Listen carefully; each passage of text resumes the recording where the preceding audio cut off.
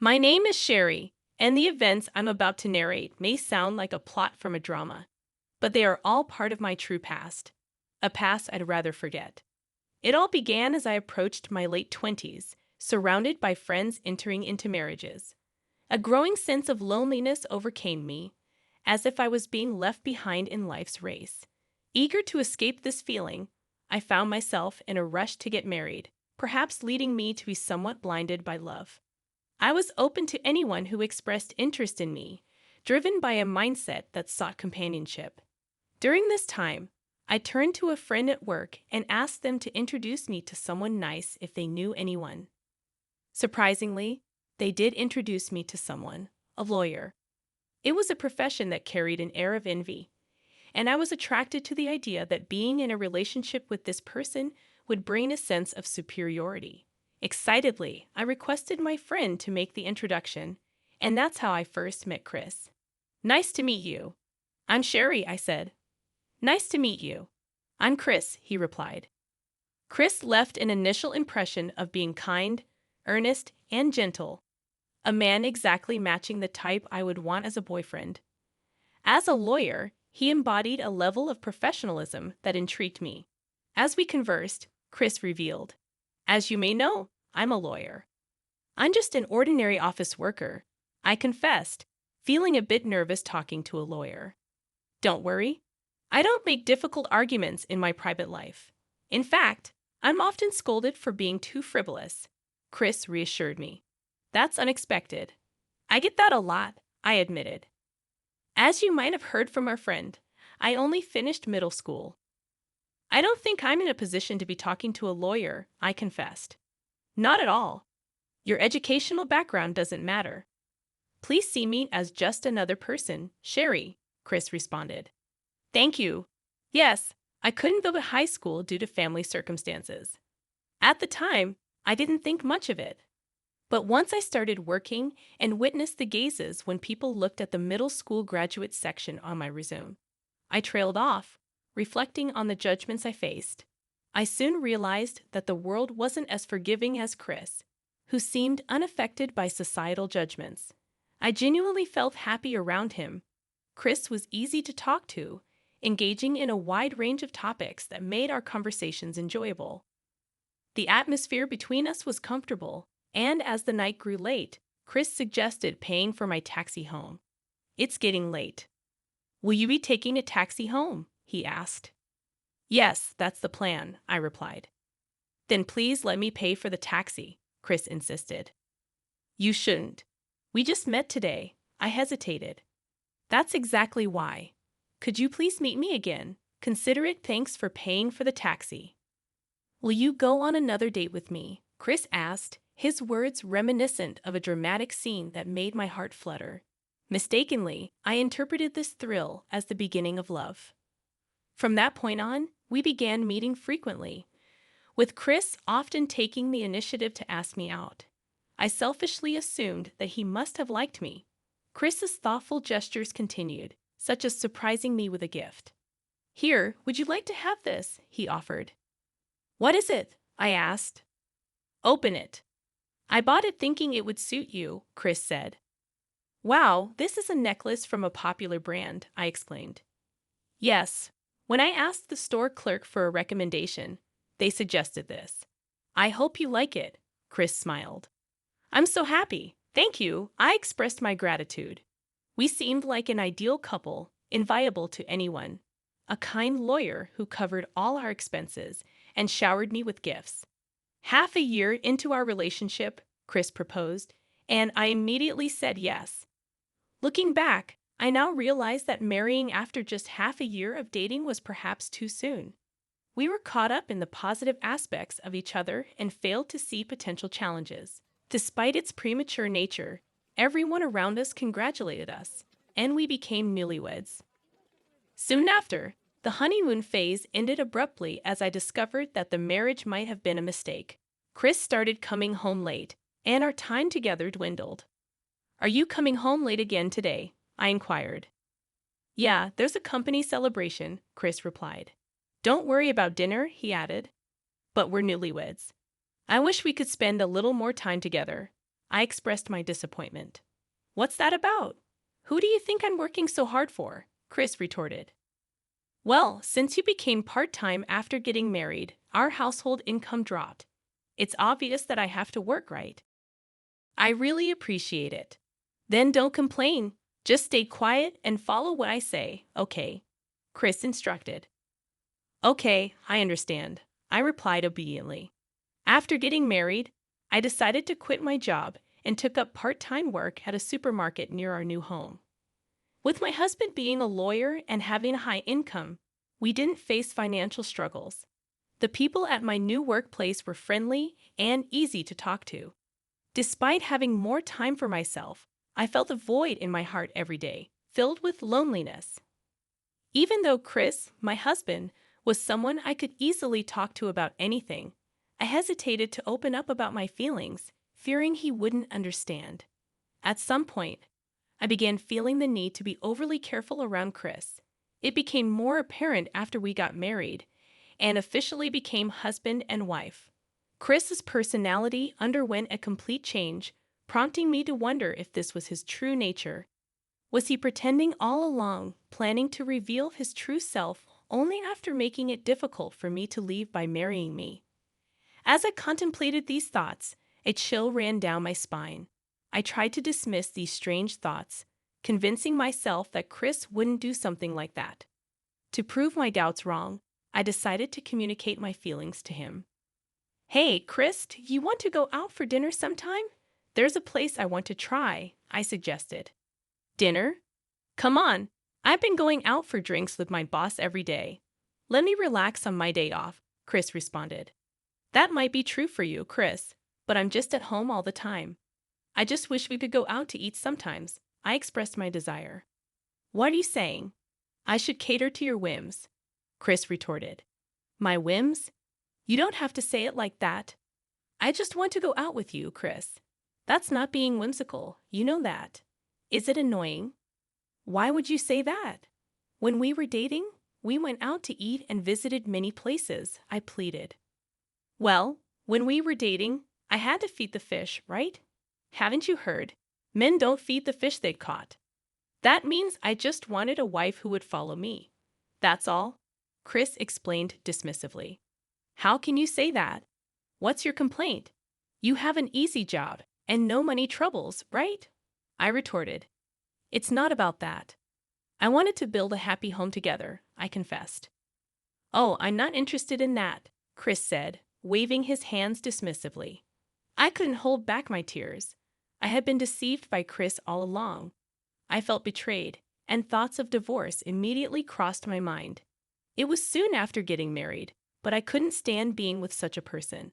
However, I lacked the courage to consult my friends or parents, who had celebrated our wedding so enthusiastically. Proposing divorce to Chris seemed daunting, yet inevitable. Chris, I never thought you were such a person. I'm disillusioned now that I've seen your true nature. Yes, I'm disappointed. We don't have children, so I want a divorce, I declared. What? Divorce? You working part-time, want a divorce? That's hilarious. How are you going to live after divorcing me, with your lifestyle funded by my income? You can't even talk to your friends or parents about it, can you? If you leave me, you'll really have nowhere to go, Chris countered. That may be true, but being treated like a servant by you is even worse. I can't stay with you anymore. I don't want to, I insisted. Oh yeah, if that's what you want, I'll divorce you. But remember, you'll be the one crawling back. After all, I am a lawyer, Chris taunted. Chris had always belittled me, calling me useless and good for nothing. But I gritted my teeth and endured. Handing him the divorce papers, I faced the harsh reality that I had nowhere to go. Unable to worry my parents and unwilling to confide in friends who had celebrated our marriage, I packed my few belongings quickly. Chris remained cold until the end, and the moment he wrote the divorce papers, he said, "Get out. Now you're a stranger to me, driving me away." With few belongings, I left the house the next day, walking aimlessly with a single suitcase. Fortunately, it was still bright outside. I have work tomorrow, so I need to find a hotel or something nearby. I thought to myself. Suddenly, an unexpected voice interrupted my thoughts. Hey, isn't that Sherry? It was my best friend, Lindsay, who had given the representative speech at my wedding. What's with the suitcase? Did you run away from home or something? Just kidding. Lindsay's innocent smile greeted me as I turned around. Unable to hold back my tears, I started sobbing uncontrollably. Lindsay, sensing something was wrong, offered, "Come to my house for now." What happened? It's okay if you don't want to talk about it. Lindsay has always been like this, tomboyish and seemingly brusque, yet always more considerate and understanding of me than anyone else. I've always loved that about her. Recalling how she celebrated my marriage made me tear up again. Hey, I might be sticking my nose in where it doesn't belong, but is it about your husband? Lindsay asked. The look on my face must have given it away, and I nodded. Yeah, but how did you know? Well, it's just a hunch. I mean, that husband of yours, Chris, right? He seemed a bit fishy from the start, Lindsay replied. Is that so? But you looked so happy. I thought it would be rude to say anything. Maybe I should have said something, Lindsay reflected. No, even if you had told me, I probably wouldn't have listened back then. Maybe thank you, Lindsay. I feel a bit better because of you, I admitted. That's good. But you probably have more you want to talk about, right? Lindsay offered. Yeah, stay over tonight. You look like you ran out of the house without a place to stay, right? Lindsay suggested. Thank you, Lindsay, I said, moved by her kindness. I started crying again, and she teased me for crying too much. But even that felt good. I cried more. And in the end, I kept crying while Lindsay patted my back. I stayed at Lindsay's house, looking for what I wanted to do while continuing to work part-time.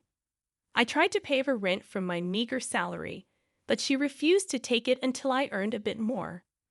I thought hard about what I wanted and planned to do once I sorted out my feelings. I planned to tell my parents about the divorce.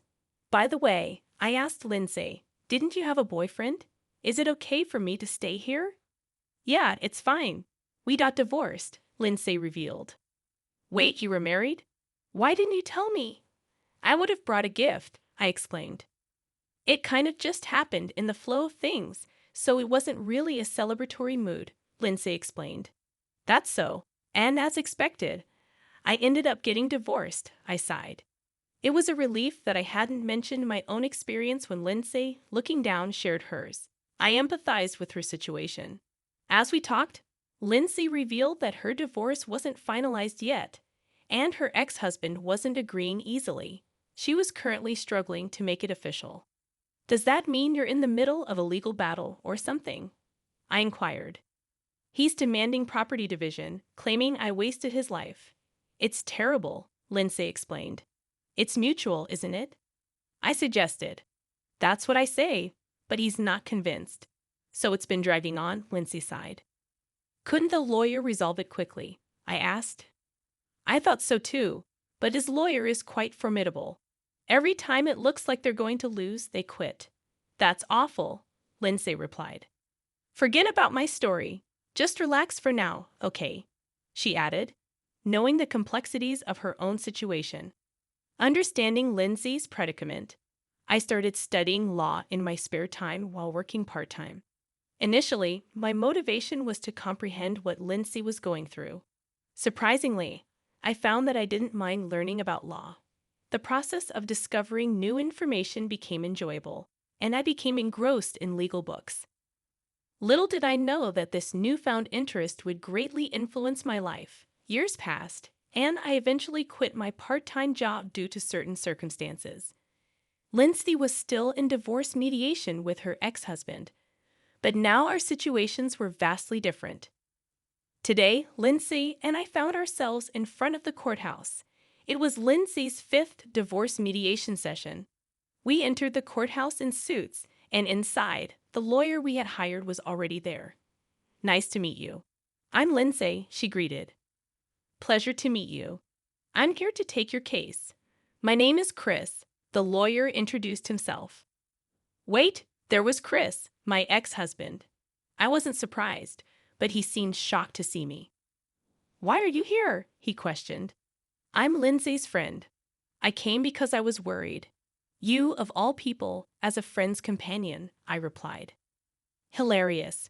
Chris made a condescending remark about me. Lindsay looked visibly upset, but I reassured her with my eyes. The irony of a high school dropout like me being in a courthouse had not escaped Chris' notice. The atmosphere in the courtroom felt unfitting for my presence, and as Lindsay's divorce mediation began, it seemed to proceed smoothly. However, Chris, acting as Lindsay's lawyer, turned out to be less impressive than expected. He struggled to make proper rebuttals, and his confidence faltered. Even Lindsay, his client, appeared dissatisfied. As the opposing lawyer proposed the property division favoring Chris, Lindsay's situation seemed bleak. Before Chris could present his case, Lindsay interrupted the proceedings unexpectedly.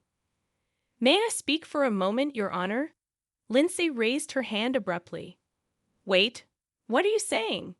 I would like to request Sherry, a law student, to take over Chris's place as my lawyer, Lindsay announced. The courtroom was taken aback, and even Chris was shocked by this sudden development. I stood there, surprised at Lindsay's unexpected request. A law student? Sherry? Is that acceptable? The judge inquired. If both parties agree, I have no objections, the opposing lawyer responded. I object. We should pause this trial, Chris protested. Why is that? The judge asked. This woman is just a high school dropout with no real brains. She shouldn't even be in this courtroom, Chris argued. To everyone's surprise, I was revealed to be a top student at one of the country's leading law schools. The judge defended my capability and allowed me to proceed as Lindsay's lawyer. Chris, forced to leave the courtroom, protested and voiced objections to no avail. With a guardian required when a student represents in court, the judge volunteered for the role. This incident quickly became news, and the story of a law student defeating a seasoned lawyer made headlines. My educational background, ironically, added to the sensation. The trial concluded with Lindsay and me winning, marking an unexpected triumph. Lindsay and I rejoiced, and our lives took a new turn. The incident garnered media attention, showcasing a law student pursuing their passion and succeeding against all odds. Subsequently, Chris, who had once looked down on me, faced disgrace and dismissal from his job. Despite a call from him, seeking reconciliation and expressing regret, I firmly ended any further communication. Several months later, Lindsay and I were living together, free from the burdens we once carried. Our lives had become more enjoyable, and the period of freedom we embraced felt invaluable. The uncertainty of future marriages lingered, but for now, we cherish the newfound freedom that life had bestowed upon us.